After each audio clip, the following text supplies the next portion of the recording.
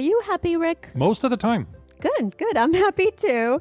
And today we're going to talk about who is happier, parents or the child-free. Ooh, good topic. And I'll share some of the results of recent studies and what happiness means to us in general. I love your attention to detail. Have I ever told you that? Yes. I also share my not so happy moment last week when Rick broke an important item in our home.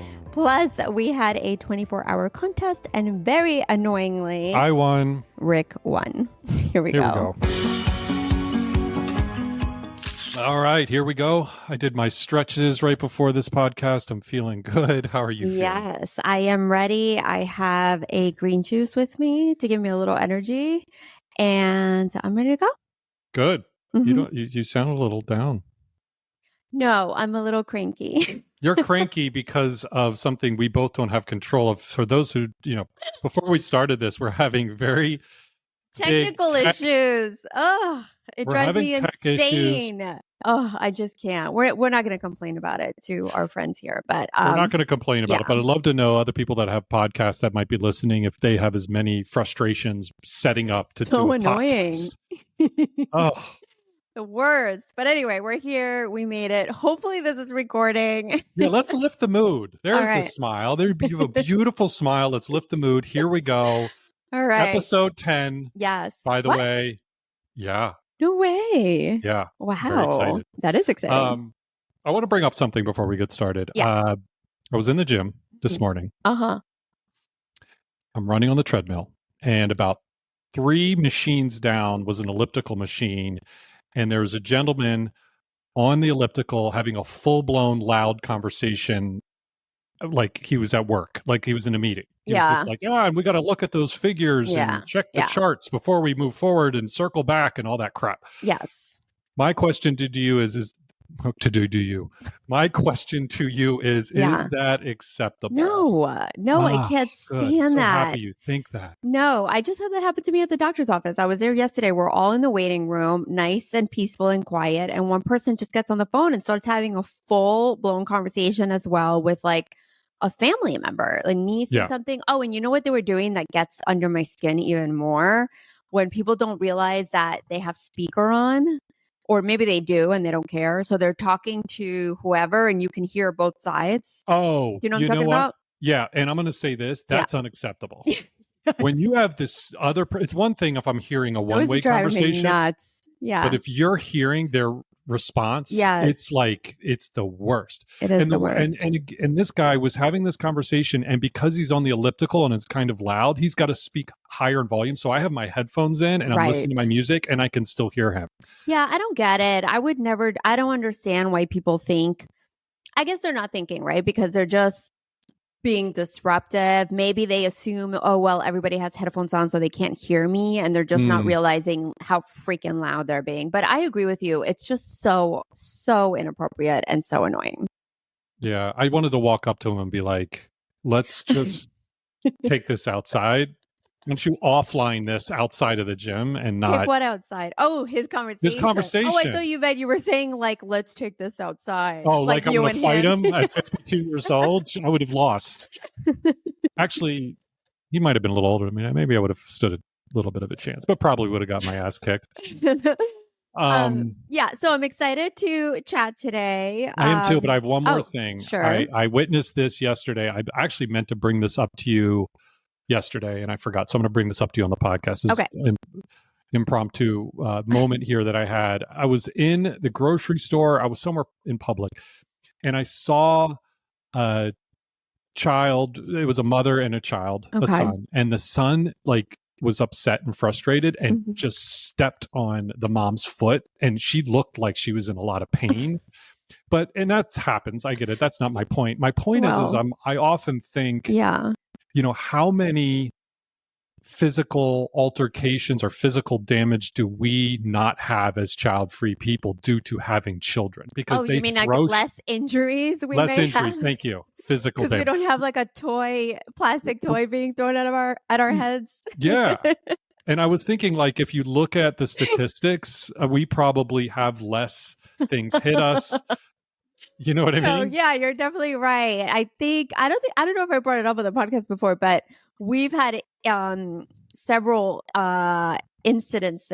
pool incidences where kids were playing with their toys in the pool and I got bopped in the head. It's happened to us more than once while we've been on vacation. And I've gotten hurt. One time I got seriously hurt because the toy was plastic and it hit me in the face right by my eye. So you're right. I mean, I can only assume that parents probably have some injuries, more bodily injuries that we have no idea about. So yeah, I see your point there. Parents for sure. have more bodily injuries statistically. That should be a study. I mean, there's been so many studies around like Childfree, and right, exactly. That should be a new study. Yeah, and actually anyway, that goes into the topic we're discussing today, because there was a new article that came out about who's happier, child-free or parents, and this is a topic that's been going on for a while. There has been several research studies done, and I definitely want to dive into that. But first, I want to share with our friends here what happened recently in our home, and it's regarding you and your gaming. Is it even called gaming when you're in the metaverse? But is it called gaming? I don't even know. Gaming. Okay. So let me just set the stage here. So Rick spends a lot of time playing in the metaverse, and and as you may have heard before, we're in an interim apartment, which is really frustrating because it's really small, and that's how we got on each other's nerves last year, and we were hoping to get out of here in March, but it sounds like we're going to be here a couple of months. But anyway, we're in a very tight space, and I recently decided to remove our coffee table from our living area because we've been used to in the past when we're watching TV at night, watching a movie or watching a show. We both do enjoy stretching while we're doing that. And I haven't been able to do that, and it's been really driving me crazy. So I asked you, can we just remove the coffee table from the living room and just shove it to the side of the wall? And we decided to do that, and it's been working out well. Now, what I did not know and what I was not aware of was that you would decide that this is now an arena space for you to play whatever it is that you play in combat and do your sword fighting. And I guess a week and a half ago, I was doing laundry and I hear this big bang coming from the living room. And then I come in and I'm like, what happened? And you had slammed, because you were about to kill whoever you were killing in your game, you slammed your sword down and hit your hand with your controller on top of our, how big was our TV? 65-inch TV. And broke it. Yeah. Okay. There's so much to unpack here around this. So let me just start with let me start with the fact that for those who don't know what the metaverse is, so it's actually virtual reality. And you put these goggles on and it's this immersive experience where you feel like you're there. Yeah. It's the Oculus goggles that Meta puts out, the Facebook Meta puts out. And I'm a little obsessed with this technology and this gaming platform just because it's so realistic. And there's this new game that came out called The Wrath of Asgard 2, I believe. And there's a lot of fantasy sword playing kind of things that are going on. So having said that, it's kind of not my fault. Because you can create these guardians. I don't want to go into this whole thing, but you can create these guardians. You can create these guardians that keep you from bumping into your normal living household items. I didn't have that guardian on for several reasons. I won't bore you why I didn't have that on. But yeah, I was into the game and I was trying to get past level 6, and I really felt like I could do it at that moment. And I knew I was moving a little bit around where I should be because we were in such tight quarters. And I was giving a crushing blow to kill the last guy, and I came down hard, and then I hit the top of the television. So, I mean, technically I broke it, and I went and replaced it a couple days after. And it's weird that it broke, by the way, because I took my goggles off and it was this tiny little dent we didn't at the top think of the the TV. TV was broken at the beginning. We were like, it's just a little tiny crack. And also, let's mention that, I mean, it is glass, right? Because your hand was bleeding. Then I looked at your hand, there's blood running down your, it was a whole thing. I took it. I will admit I took it too far, but I don't know if I'm going to take full responsibility for that. I mean, what? Of course you're going to take full responsibility for that. For the broken TV? I took responsibility for the broken TV, but like my, being in that immersive experience, how am I supposed to see what's around me? I mean, I guess I'm a fault. Fine. I think the takeaway is just be more mindful when you're playing and be able to set those boundaries and remind yourself, like, did I set them before you start playing, and break more electronics around the house. Fair. I own it, and I'm about to tell you something you don't know. I swear to God, you do not know this. So I went out and bought a new TV. Mm-hmm. We went out and had to replace the television because it was broken. It Which is always fun to spend money on something you're not. And I actually had a needing little to spend money on. Yeah, and I had a little PTSD from that because I was really upset. So I haven't been playing the game. Okay. And yesterday I put it on and I started getting into it and I bumped the TV again. The new one. Are you being serious? I know. I didn't tell you. Yeah, I did it last night when you were out to dinner with the girls. I was playing, and I was another sword battle. I was another thing, and I hit it. Now the new TV just moved a little. I hit the front of it, not the top of it, and I didn't hit it as hard. Have you watched it since? That it works? It's fine. I checked it, but I took the goggles off and I said, okay, it's done for a little while. Oh my God. I know. Anyway, moving on. I think we'll question if I'm child free. For the remaining of this podcast. Oh, because I'm the child? Is that what you're referring to? No, I'm not saying that. Wow. You've been coming at me all day, by the way. Let's just start by saying that we love each other very much, so we can change this emotional narrative around. We do. We know we've actually had a really good morning. It's once again beautiful in Austin, thank goodness, because we've been freezing and we're having a beautiful 70-degree day. So after the podcast, we're going to go out and enjoy some sun. We had a new member join our membership community this morning as well. And just as a reminder, if you're interested in joining our membership community, it's at childfreeconnection.com. You'll get all the info. Lots going on in there, lots of fun.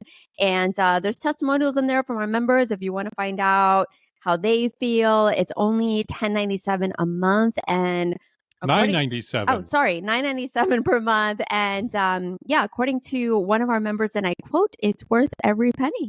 So check that out when you get a chance because we're really growing and it's really good. And I share a lot of video of me in the metaverse too. I'm going to start putting that on there so people can really see. I mean, it's that'll really get people to join. All right, forget that. I won't put that up. Anyway, all right. By the way, while we're on that, I want to say a big shout out to you. This weekend, you're launching your program. Yes, you have your January class group, of Is Childfree for Me, the essential guide to exploring a child-free life. We have our first meeting on Sunday. And super excited about that. You know how much I love running through that program. And if any of you out there were thinking about booking a call with me or joining, you can just go to ischildfreeforme.com and find out when I'm running the program next. Very excited about that. It's an amazing program. I can't say enough about it. All right. So you already mentioned this a little bit earlier before I cut you off, but today we're going to be discussing, are child-free people happier than parents? Yeah. So this is something that comes up a lot. Or are parents happier than child-free? Or who's happier? I mean, it goes, it's like the never-ending question. There's a lot of studies on it. I was actually watching a Today Show clip before we did the podcast about this, and they were discussing going back and forth. They had only a mom representing on that show, though. They didn't have the other side. So it was like, okay. That's weird. Anyway, that was weird. But go ahead. Yeah, no, I mean, this is something that is, especially someone for me who took, 10 years to make this decision and was really trying to figure this out for myself, and having people constantly, and I mean constantly, tell me that I would never be able to find joy if I didn't have kids. I would never be able to find fulfillment. And just hearing those words so much and so often, you just begin to think it's true, right? Because you're so conditioned to believe that that's the case. So I always used to wonder, oh my God, am I going to be happy? Am I going to be able to find any joy? And long story short, the answer is yes. It's a resounding yes. But I think it's really important to bring this up because people, based on no fact, are constantly saying you'll be happier if you have kids. Have you heard this before? Did people tell you this? Yes, and I'm just going to combat that right now. Yeah. For me, Yeah. I know I am so much happier that I chose not to have kids than Yeah. have kids. So I'm going to say that out loud. Like, I am Right. happy I did not have kids because that would have been a huge mistake for me. So for people that are out there saying you don't know what joy is going to be, you're not going to be happy if you don't have kids. That's false. That's just, it's factually incorrect. Right. Exactly. Because I'm living proof of that. Right. But I'm wondering if you ever heard it. Like, did anyone ever tell you, did your mom or anyone you were friends with or say, well, you know, because you didn't get a lot of pressure and judgment like I did about not having children. But I got was it there all the time. But was there any insinuation of you're not going to be happy if you don't have kids? Yeah. Bored and happy. You're not going to be happy and you're going to be bored. Okay. That's what I heard. Most. Okay. Yeah, I wasn't sure if you did. So, I mean, I like when these studies come out. I try to really keep on top of them because it's really important to see the facts, especially someone like me. I'm really analytical and I really like facts and I like data. Clearly, I'm not. So, I'm more like, let me just say what's on my mind right now, and I'm not going to back it up at all. So I wanted to say, so if we talk about happiness, right? And I was looking around like, what is the definition of happiness? And I found this one. It's a mixture of positive emotional experiences and a deeper sense of meaning and purpose in life. And I like this definition because it doesn't just talk about positive emotional experiences, but it's that deeper sense of meaning and purpose, which is another word that is weaponized against child-free people, like that we're never going to find our purpose, right? That's a big word that people use by insinuating that by having children, it's the only way to have purpose. So, and I think there's an argument to bring up that you can, no matter what your situation, whether it's you have kids or you don't have kids, no matter what it is, I feel like as human beings, we tend to try and find purpose no matter what. So even if you're, imprisoned and you don't have resources and you don't have the luxuries of life, like you're going to figure out a way to adapt and find purpose in that environment. So I find it really ignorant when people are like, oh, if you don't have kids, you won't find purpose. No, Does that I know. make sense? Yeah, I mean, purpose is something that people struggle with, but what I think is that it just gets tacked on to the reasons of having kids just because it's been passed down for hundreds and hundreds of years as the primary source of purpose. But we know better now, right? Like you and I know better.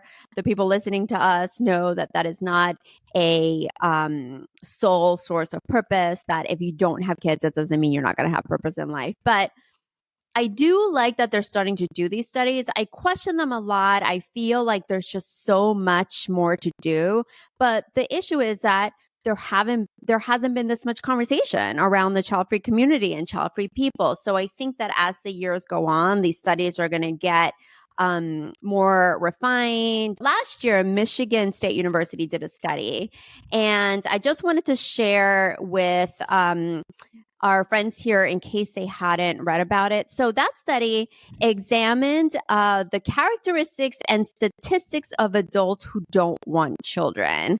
And the result of that study was that they found no difference in life satisfaction and limited differences in personality traits between child-free people and parents, not yet parents, or childless individuals. So this study came out with there's no difference, right? It doesn't matter. This is not a factor that's really going to alter your overall happiness.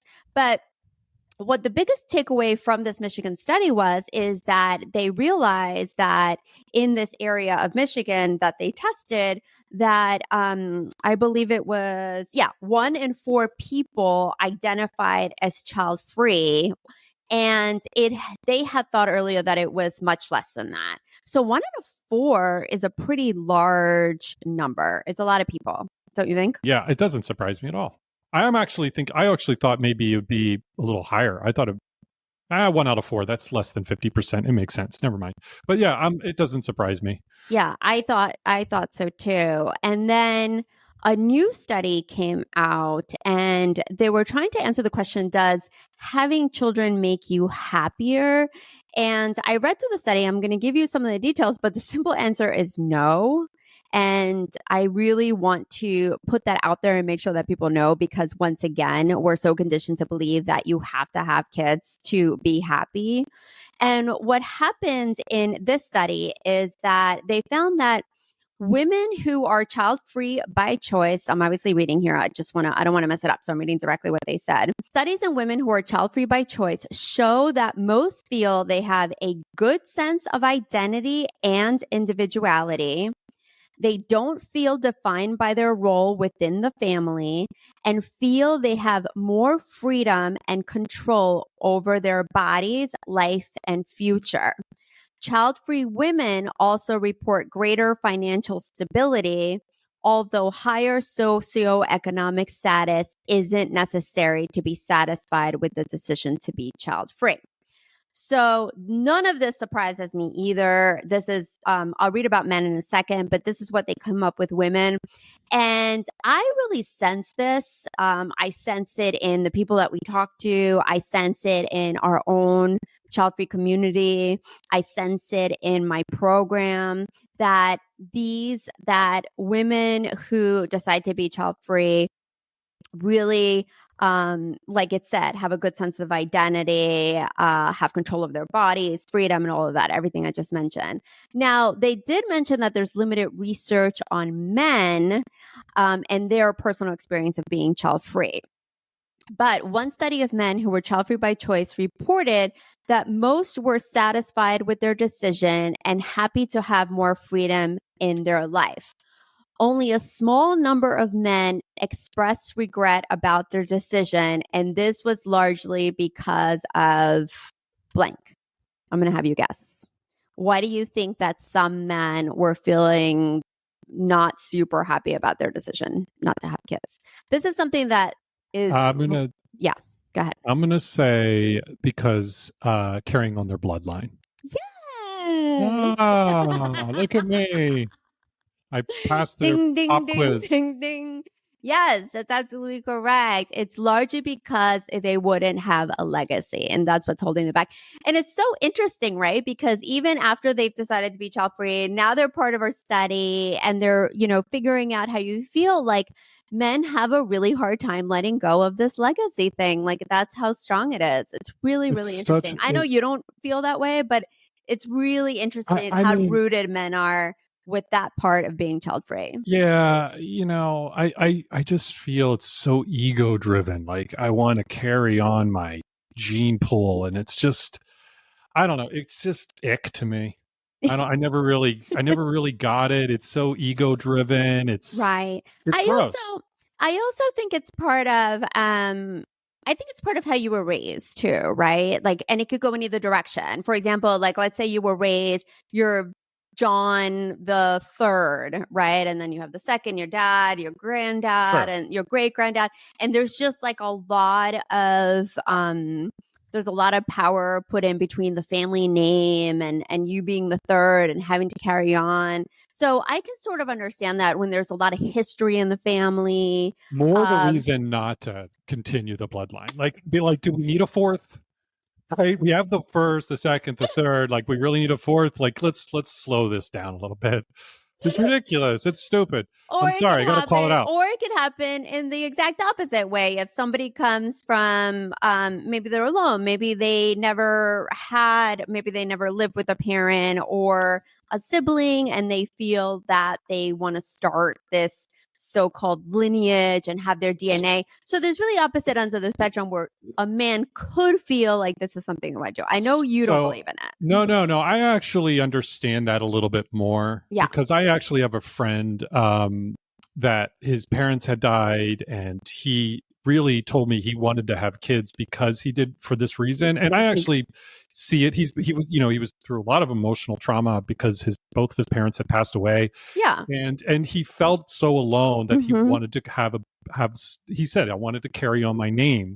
Yeah. And I can understand that a little bit more. You know what I mean? But I'm not saying, I'm not saying that's a reason to have children. But I get it. If you want to be a father, that's really important to someone. But yeah, the whole entire, like, let's keep just going with this whole family gene pool is just, it's so cringe to me. I did want to bring up one thing though. Yeah. It was interesting in that clip that I watched earlier that I mentioned about the Today Show. The woman had said that a lot of women that had children, when they asked, what makes them the happiest, it was their answer was synonymous. I mean, their answer was anonymous not anonymous. What's the word? Unanimous. Oh, thank you. Synonymous. I couldn't help you either. I was like, yeah, it was unanimous. Yeah. That they all said my children make me happy and bring me the most joy. Now, having said that, I found it a very interesting statement, and this woman brought it up. Yes. It's that they said that, but when they were asked about, are they happy with themselves? The answer was no. So they were saying that they were not as happy, but because their children. So it's almost like they're relying on this extended family member being their daughter or son. So to this extended, source to make them personally happy. And I was like, ooh, let me dive into that, because we hear that so much. Like, your kids are your greatest joy, but is it really making you feel happy? And I'm saying this one woman was talking about it. Yeah, no, I mean, it is a different question. You're right. I mean, I have a specific memory. I was on a yoga retreat once, and we were all sitting around in a circle, and the question was brought up, like, what makes you happy? And besides me, the person who's doing the training, and one other person, everyone else said their children. And it was really, really interesting to me, because I was just deeply, I guess at the time I was just both confused and baffled yet interested in that answer, because we're at a retreat, right? So we're being really introspective. We're going in being very mindful. And that was the answer that most of the women gave. So yeah, anyway, that happened to me. And I was always baffled by that. What did you answer? Oh, that's a good question. I don't remember. Empanadas? For those who don't know, Veronica is obsessed with empanadas.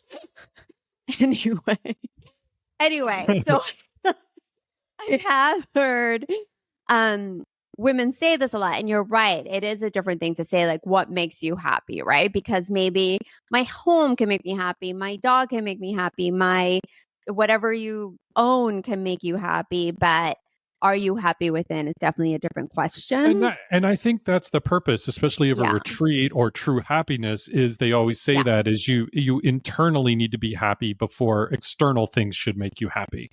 Yeah. And, I mean, that's what's brought me the most happiness is nothing external, whether that's obviously not a child in my case, but I would assume a child will not make me happy. It might bring me some joy at some point, because they do something and I'm like, oh, I used to do that, or I'm living through them, or whatever it is. But ultimately, true happiness comes from within, in my opinion. I don't have the case studies and the data to back it up like you do. You're on my nerves today. I know. I really am bothering you. I'm just being myself. No, I know. Okay. I'm kidding. You're not on my nerves. Okay, good. This podcast was about to take a serious downturn. No, but shoot, I just had a thought about what you were just saying about internal happiness. Yeah. Oh, okay, I remember. Yeah, this is so important because I have spoken to, and maybe some of us have read about, we've seen it in movies, we've seen it in shows, where there comes a point in certain people's lives where there is a lot of suffering, there is a lot of doubt of what their purpose is. There is, everything just seems to be going wrong for them. And they think about, why don't I have a baby so I could bring some joy into my life? Mm-hmm. And that is the biggest scares mistake me. ever. That really scares me when people do that because Well, I equate it to equivalent to I'm having a bad day, I need a drink. You know what I mean? And I mean that. Like you're yeah, reaching for something to bring you yeah, you're reaching outside of yourself yeah, to bring you peace, some solace, some or to numb you in some sort of way. yeah, So I said biggest mistake because that is the last thing you should be doing when you're in a place of yeah, confusion, is to just say, I need to have a baby. That's going to bring me happiness. I mean, right. I'm guilty of it. I've been in relationships where they were starting to go bad in the past. And I think I brought this up, but I'll say it again. I thought to fix the relationship Yeah. was to have a kid, I you mean, know? you and thousands of other people I know. too. I mean, And it guess what? happens all the time. It doesn't fix it. It actually makes it 10 times worse. And that's from 99.9% of the people. I guarantee it. Yeah, absolutely. So that really gets me upset when people do that. And the thing that gets me upset about that is for someone to have the mindset of, okay, I'm really struggling right now. So why don't I have a baby to fix things? That says that they don't hear from us, right? From our voice. They don't see the data that we're talking about today. They're not hearing the message that kids do not equal joy and happiness 1,000%. I'm not saying they can't bring you joy and happiness, but that they don't equal. So they're making that decision based on a reality that is not true, which is their reality, which they've been told if you have a baby, you'll be happy, right? So if everybody was educated and informed that this in fact is not the case, then we wouldn't have those people having babies. And the second the baby's born, it has all this pressure to bring joy to the mom or to the dad or to the parents. If you could go back in time and find that first person that started that rumor that I'd have to children go are back going way back. to, like, how far? Way Like how far? back. When did this narrative start? You think? I When did mean, this messaging start? I wish I could dig back as far. I mean, my research takes us back centuries and centuries and centuries. But I don't know. I don't have the date for that. But I'm surprised every time I dig deeper and I go further and I still find evidence of this. So yeah, it Yeah. is something that people make decisions on based on thinking that this is a fact. So what we're talking about today is that this is indeed not a fact. And no research was ever done before. This was only based on assumption. Obviously, it has patriarchal on overtones, religion, all of the things. But that's the reason I love studies like these coming out. And I think there should be a lot more. I would love to be involved in some of these, honestly, to be like, this would really make me happy to do because I have specific studies in my head that I would love to do. So anyway, if anyone's listening, anyone's listening and wants to be involved. I'm sure that there's plenty of universities that would appreciate your insight on these. Yes. So hopefully I'll be able to do it in the future. But another thing which isn't going to bring us a lot of like, whoa, surprising fact here is that they said that women and men who are child free are also less stressed on average and report greater satisfaction in their marriages. And those are two things that we see all the time. I mean, we experience it ourselves. We see it in our community. I see it in my program. And we talk about the fact, and we even did a podcast on it, I think, about child free in our relationship and how we love the fact that because we're child free, we can focus on our relationship so much. Yeah. And again, it comes back to, what we fill our time with. It's as child free people, we can pick and choose what we fill our time with because we don't have these responsibilities. If you listen to my other podcast, that's what I call children because that's what they are. They're responsibilities. Yeah. And we don't have them running around causing havoc and craving all this attention that we need to give them as parents. I threw in the havoc as a dig. I threw in the havoc as a dig. I was just messing around. But gosh, we're like in a really negative, dark mood today. But no, in all seriousness, I blame the tech issues. Yeah, exactly. Yeah. I think I think it really comes back to we're going to fill our time, and because we have. Well, we don't have to fill our time. We don't have to fill our time, right? We can choose not to do anything with our time. Well, we can do nothing. Yeah. I mean, doing nothing is filling our time. Yeah. Technically, you're doing nothing. You're doing your time is spent doing nothing. So, I think like just because you have a clearer path ahead of you as far as responsibilities and, you can really focus on different things. And a lot of those things we seek out bring us joy, right? I mean, I'm not going to, I guess you could seek out negative things like drugs or alcohol, which would be horrible. And I can understand that on a personal level. But if you seek out the right things, it's going to bring you happiness. It's going to bring you a sense of freedom, and you're going to live your life to the best. Listen, we only get one of these lives. I keep coming back to this. As I get older, I'm 52 years old. I know. But just so everyone understands this, like Rick is 52, but he thinks he's 92. I mean... I feel 92. I know sometimes. You feel 92, but you're only 52. I think you think you're 92 by the way you act, by the things you say to me every day. Like, I'm like, oh my God. And the thing that I think about is I'm with you for, until you could be 100 or more. And I'm going to be hearing about the fact that you're old. I'm not saying I'm old. The reason why I bring it up is because it reminds me to appreciate every single day. Because in 20 winters from now, I'm going to be 82. And I think of it in those terms because there's a problem with that. I'm living my best life and I am happy. So we're back on this topic. Like, I am a happy person because I'm aware of my time frame being 52 years old. Okay. But I'm not complaining about it. I love being this age. I actually feel better than I did in some ways when I was younger. Well, that's true. Well, that comes to that is really relates to my next point where they were talking about like, okay, so if we are happy, right, we do have all the benefits of being happy and fulfilled, which one of them is, of course, health. And I have a little list here that they wrote. So it said, when you're happy, the benefits: improved heart health, your favorite, better immune functioning, longer lifespan, slower disease progression, faster recovery from injury or illness, reductions in pain, lower levels of stress and anxiety, and better sleep. So these are all fantastic things. I mean, don't you agree? Absolutely. I mean, it's pulling at my heartstrings, to be honest with you. Every single one of those. But yeah. Right. And I think that because people ask us all the time, like, are we happy that we're child-free? And yeah, of course, the answer is yes. We actually both really love and enjoy our child-free life. I mean, so much. We talk about it just ourselves, not even on the podcast, but we talk about it all the time, just in our own time. So it is absolutely true.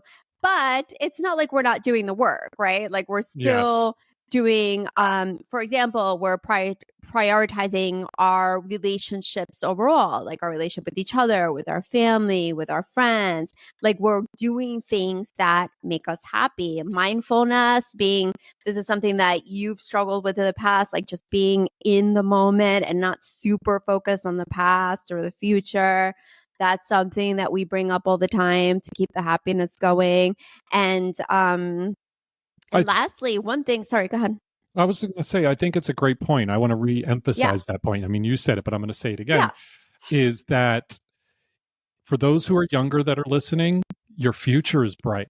But, and the big but here is you need to put in the work, as you said, because it's very easy. There's no guarantee of happiness if you just don't have kids. You have to really put in the effort of creating a community for yourself, doing healthy things for yourself, writing out exactly what makes you happy, being internally happy. I mean, there's so many factors that lead to the success of being happy. And I just want to reemphasize that because I like to, at 52 years old, I want to pass down some of my wisdom. So, and I think that's important, right? Because we've had that question so many times. Are you happy? Are you both happy? Are you each happy? And it's it concerns me sometimes that the idea of joy and happiness and fulfillment can all be put into the bucket of whether you have kids or not, right? So I think that by us making it clear that that is not a guarantee. And I'm going to say it, if just because you're child free, it doesn't mean that you're going to be happy. Well, there's no quick fix for anything in life. Exactly. But sometimes people, I mean, people have reached out to us and DM'd us, and they're under the idea that because we chose this lifestyle, we're not really dealing with any hardships or stress, or which I think I can see if you're in a space where you're trying to make this decision and you want to be very rigid about like joy, fulfillment, happiness, right? Like which one? I can see why people ask us that question, but the answer is that yes, we are very happy, but we work at our happiness quite a We bit. work hard at We it, really and we work on our do. relationship, and we work on, self-control, and, Yeah. And it's gratitude. and Gratitude is gratitude. a huge one because I have a big gratitude practice. And I think that over the years, we've been together for how long have we been together? 8 years now? Almost 9 years. No, we just turned 8 years, This I think. year, Yeah, no, this that's year true. we're gonna This be year is 9. going to be the end of this year is going to be 9 years. Coming up Jesus, on that's a a long big time. decade. How do you feel about coming up on 9 years It's with me? weird. It's How very many strange. times do you regret it? How many? Because I annoy you all the time. Oh, we should tell them about the 24-hour contest, but put that on hold for a second. Okay. So, oh shoot, I forgot what I was going to say. Oh, gratitude. So I think that since we've met, I'm not trying to give myself credit, but it's just because I've seen it. Your gratitude practice has definitely increased because I don't know that you had a gratitude practice when we first met. I had none. I didn't. I was in a dark place when we met. Right. I didn't understand. Yeah. We've talked about this before. I used to No, I roll my know. eyes at self improvement and gratitude. I'm like, oh, let me go to therapy and deal with it. And that's awful of me. I'm not even making a joke about that. It was just, you know what it was? My own insecurity and my own Right. fear of addressing what was inside of me. So therefore, Well, that's what we've all done, right? It's freaking yeah, scary to dive into all those demons. Yeah. So I used It's to just scary. brush it off, which was not the right thing to do, and I Right. encourage anyone not to do that. Right. But now we have this. But now I see you have this beautiful gratitude practice, which you share with me often. You say, I'm really grateful for XYZ. And I really appreciate that. I have a gratitude practice in my head all the time. I'm probably not so vocal about it, but I do think about it. So yeah, these are steps that we take all the time. And I'm excited for these research studies to continue. And my big dream would be that people understand that happiness does not depend on one solitary thing, that it's a process, that it evolves, that it has ups, it has downs, it has beauty in it. And hopefully some of that is coming across today. Yeah, I mean, I really have spent even just the short amount of time we've been spending in 2024, like almost obsessively every day, showing gratitude to everything, almost to the point where it's becoming a problem. Like I'm just like looking at things like I'm so grateful for that because I'm 52 and I only have 20 more years before I'm 82. I'm going to be so grateful for that right now. I'm so grateful for door handles. I mean, there was a time where they didn't exist. So grateful for I'm grateful for all these things because I know that you're telling the truth because I know you. I'm like so but grateful. It's just really funny. I'm grateful to be alive during this time. Mm-hmm. I mean, we could have easily been born in the 1700s and it wouldn't have been as easy to be grateful back then, I would think. Right. I mean, yeah. Think about it. Who knows? Yeah. I mean, you got to walk to your neighbors and it's 75 miles away because you don't have a car. That's those people that can show gratitude at that time. Right. Wow, hats off. You're right. Definitely much more difficult to show gratitude back then. And then also I probably want to add for the people that are just getting to know us is that Rick is extremely extreme. So Rick goes from one end of something to the other. So this is a perfect example of has no regard for gratitude, doesn't show it, doesn't think about it. 2 is like a gratitude guru. Right. Well, we always said that if I was to write a book, it would be called, you had a great title for it, but it was something about living in moderation. Learning to live in moderation. Learning to live in the middle, I think, or something like that was the name of your book. Yeah. Living in the middle. Something like that. I can't remember. But yeah. So, living in the middle. Because I either live on either very extreme. Yeah. Very extreme. But yeah, so I want to get back to, before we forget, our 24-hour contest that we recently had. I'm so happy you could about set this it up. one. You could set Okay, it up. so we had a contest. So for those who know us, like you were saying earlier, I tend to annoy Veronica, just fun annoyances. Like I just, Fun for you. fun for me, I guess. So we had a contest, sometimes she gets frustrated and I shut it down because I just know that you're like getting really annoyed. Right. So around 10 o'clock the other night, at 10 o'clock at night, I said to her, why don't we have a contest where we're not allowed to make fun of each other in a playful way. Yeah. We never Yeah, mean this anything. is like silly. Yeah, this is fun. Poking fun at me. We're not allowed to poke fun at each other for 24 hours. Nothing. Yeah. No, like, oh, that's how you are, or anything like that. Right. Just let's go 24 hours. And it's really cold in Austin. It's like 20 degrees or even less. It was like 14 degrees. And in that 24-hour period, whoever lost had to walk Eddie, our dog, both morning and night. Right. Because we usually take shifts. Yeah. Which is was a huge, it was a huge thing. I mean, were even questioning cold. It was cold. You were like, this is a pretty... I was questioning it. Yeah. I actually thought like I have this in the bag because you make fun of me 24/7. But I also did think that I know you well enough to know that you're going to be like so laser focused on not losing the contest either. And I'm like, I don't make fun of you very often, so it could just organically slip. So I definitely didn't feel like I have this. And when we said, okay, whoever loses has to take Eddie out for the walk twice in like 8 degrees, because that's how much it was early in the morning, late at night. But anyway, I won. Yeah. So I won. And why don't you tell them what you said to me? Well, the funny part is that we made this bet at like 10 p.m., whatever. Next day, doesn't even cross my mind. We don't discuss it. I don't think about it. And then some point the next afternoon, you say to me how much you've struggled all day because it's been really hard for you not to make fun of me. And I was laughing. And I actually I went ahead and posted in our membership community that we were having the contest and that you can't contain yourself. And you've been really struggling. I haven't thought twice about it. And then I lost. Yes. And what was the loss that did it? We were watching a Seinfeld rerun. We'd like to watch Seinfeld when we're having dinner if we watch TV. And there was just something, I can't even remember what it was. There was something happening in the episode. And I said, oh, that would be you because you're so blah, blah, blah, like this. It was, okay, I remember it. So it was, Kramer had a free gift card to get as much coffee as he wanted, and I love coffee.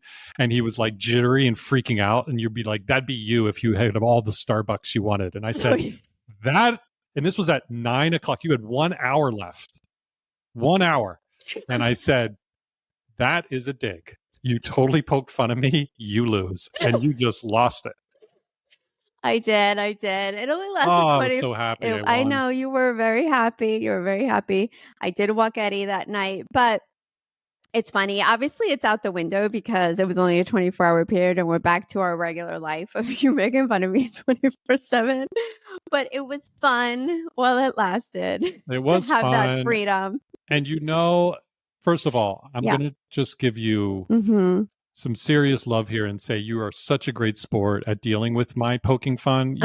You're very good at handling. You never get defensive when it comes to joking stuff. Yeah. And I know you've been around a lot of people. Like that's how you kind of grew up, is like people always poking fun at each other. So I'm very lucky to have you as a partner, considering that you take it so well. So I appreciate you putting up with me. That is true. I want to end on that note because I love you and I'm very happy that you can take my constant barrage of jokings and poke funs if that makes any sense whatsoever. I can. And hopefully that will not interfere in our joy and happiness as a child-free couple.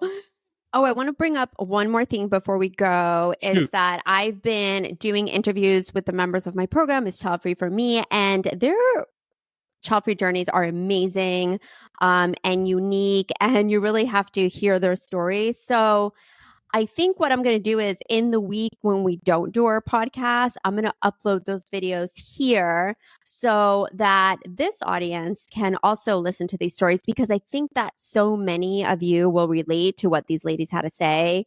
So I don't know how we're going to do it yet. Maybe we'll call it a bonus episode, Yeah, I was about to say bonus yeah. episode. Yeah. So that's going to be happening in between our regular episodes starting next week, probably. No, that sounds great. I look forward to hearing them myself. We'll leave it at that. I'm excited to go somewhere with you. It's so sunny out, and I think that we should go enjoy the rest of the afternoon. Let's practice our child-free freedom by taking a nice long walk in our warm 72-degree day. Let's do it. All right. We'll see you next time, everybody. Bye.